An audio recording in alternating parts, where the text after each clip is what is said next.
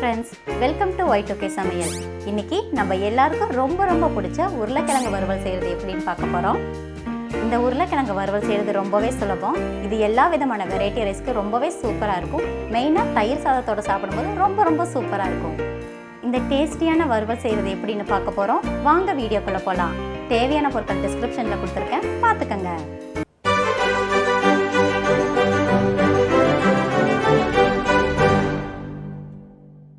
உருளைக்கிழங்கு வறுவல் செய்யறதுக்கு 3 உருளைக்கிழங்கை வேக வச்சு கட் பண்ணி எடுத்துக்கலாம். ஒரு பேனில் 4 டேபிள் ஸ்பூன் அளவுக்கு எண்ணெய் ஊற்றிக்கலாம். எண்ணெய் நல்லா சூடானதும் அதில் 1/2 டீஸ்பூன் அளவுக்கு கடுகு, 1 டீஸ்பூன் அளவுக்கு சீரகம் போட்டு நல்லா பொரிச்சு எடுத்துக்கலாம்.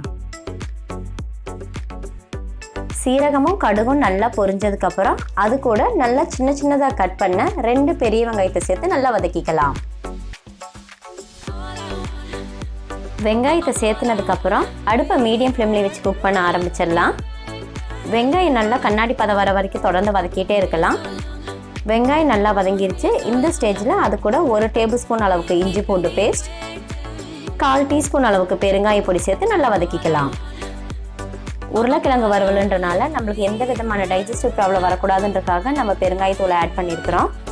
இஞ்சி பூண்டு பேஸ்ட்டோட பச்சை வாசனை போகிற வரைக்கும் நல்லா வதக்கிக்கலாம். எல்லா மசாலா பொருளையும் தனித்தனியாக சேர்த்து வதக்கிறது தான் இந்த ரெசிபியோட ஹைலைட்டு. இஞ்சி பூண்டோட பச்சை வாசனை அடங்கினதுக்கப்புறம் அது கூட நல்லா மெலிசா கீர்ன 2 பச்சை மிளகாய் ஆட் பண்ணி நல்லா வதக்கிக்கலாம். பச்சை மிளகாய் ஒரு அளவுக்கு வதங்கினாலே போதும். இப்போ அது கூட சின்னதாக கட் பண்ண 2 தக்காளியும் சேர்த்து நல்லா வதக்கிக்கலாம். தக்காளி 3/4 பதத்துக்கு நல்லா வெந்துருச்சு. இந்த அளவுக்கு வெந்தாலே போதும். வறுவலுக்கு தேவையான மசாலா பொடியெல்லாம் ஆட் பண்ணிக்கலாம். மஞ்சள் தூள் 1/2 டீஸ்பூன், மல்லித்தூள் 1 டீஸ்பூன், மிளகாய்த்தூள் 1 டீஸ்பூன், உப்பு தேவையான அளவு சேர்த்து நல்லா மிக்ஸ் பண்ணிக்கலாம். இந்த மசாலா பொருளையும் வெங்காயத்தையும் எந்த அளவுக்கு நம்ம வதக்குறோமோ அந்த அளவுக்கு உருளைக்கிழங்கு வறுவலோட டேஸ்ட்டு ரொம்பவே சூப்பராக இருக்கும். நம்ம ஆட் பண்ண தக்காளியோடு சேர்த்து மசாலா பொடியும் நல்லா வெந்துருச்சு. இந்த ஸ்டேஜில் 15 ml அளவுக்கு தண்ணி ஊற்றி கொஞ்ச நேரம் வேக வச்சு எடுத்துக்கலாம். 2 to 3 நிமிஷம் அளவுக்கு வெந்தாலே போதும். நம்ம ஆட் பண்ண தண்ணியெல்லாம் வத்திரும்.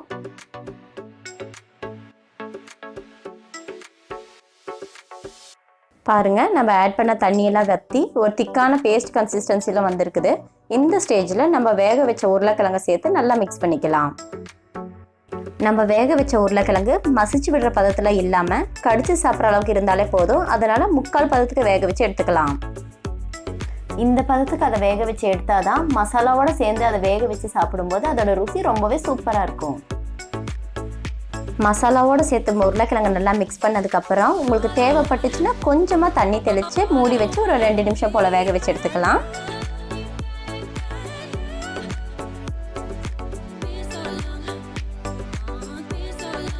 கொஞ்சம் கூடி தண்ணி இல்லாமல் நல்லா ட்ரையான கன்சிஸ்டன்சியில் வறுவல் ரெடி ஆயிடுச்சு. இந்த ஸ்டேஜில் இது கூட கொஞ்சமாக கருவேப்பிலை ஆட் பண்ணி நல்லா மிக்ஸ் பண்ணிக்கலாம். கருவேப்பிலையை ஆட் பண்ணி ஒரு டைம் நல்லா மிக்ஸ் பண்ணதுக்கப்புறம் அது கூட மெயினான இன்க்ரீடியன்ட்ஸ் என்ன கரம் மசாலாவை ஆட் பண்ணிக்கலாம். 1/2 டீஸ்பூன் அளவுக்கு கரம் மசாலாவை ஆட் பண்ணதுக்கப்புறம் ஒரு 2 டைம் நல்லா கிளறி விட்டுட்டு அடுப்பை ஆஃப் பண்ணிடலாம்.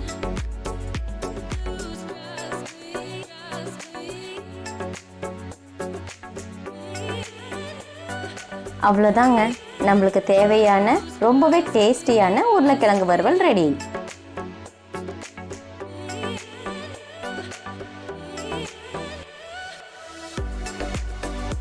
எல்லா விதமான வெரைட்டி ரைஸுக்கும் சூப்பரான சைட் டிஷ் இது.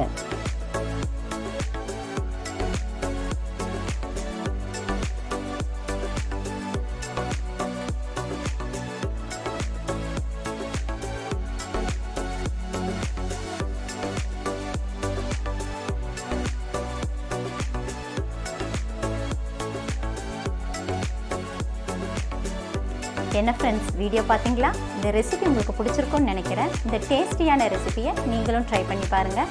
இந்த ரெசிபி உங்களுக்கு பிடிச்சிருந்துச்சுன்னா லைக் பண்ணுங்கள், ஷேர் பண்ணுங்கள், கமெண்ட் பண்ணுங்கள். மறக்காமல் சப்ஸ்கிரைப் பண்ணுங்கள். மறுபடியும் இன்னொரு ரெசிபியில் பார்க்கலாம். அது வரைக்கும் பாய்.